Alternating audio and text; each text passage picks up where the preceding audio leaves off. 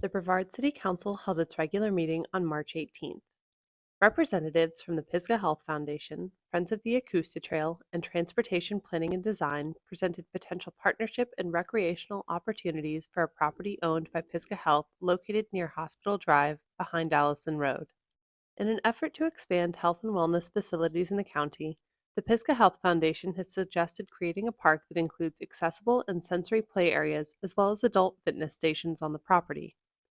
Subsequent presentations centered on the potential for the property to act as a trailhead for the Acoustic Trail.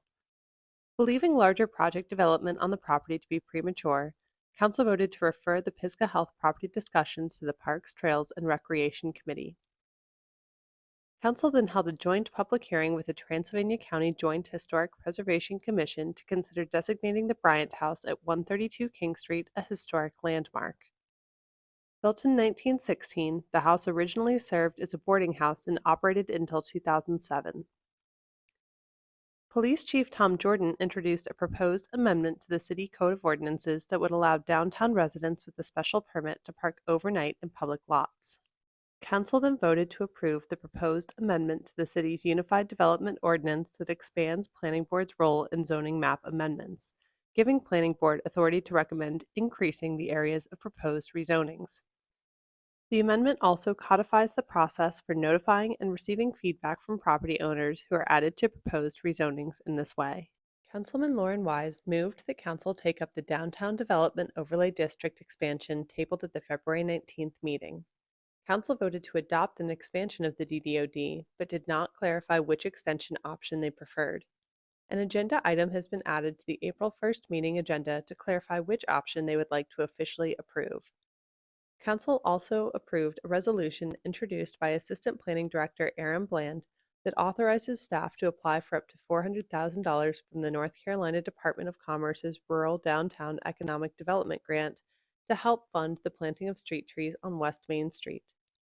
The resolution also commits $20,000 of local money to meet the grant's 5% match requirement if the city receives the grant.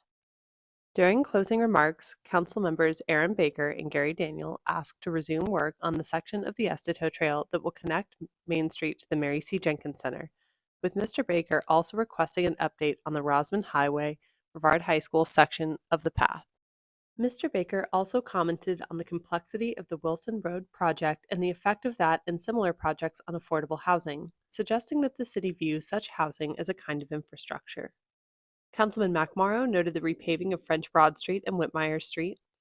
Councilwoman Pamela Holder emphasized the continued need for housing, and Mr. Wise shared his experience discussing the national housing crisis at the Faith and Housing Symposium. City Manager Wilson Hooper announced that the State Division of Water Resources has approved a $72,000 grant to fund additional stream bank restoration work on Norton Creek. Finally, Mayor Maureen Koploff praised the work of the Architectural Standards Design Team and the community involvement with the project before advocating for more local options for accessible recreation. Council then went into closed session to discuss potential litigation. Council's next meeting will be held on April 1st, 2024.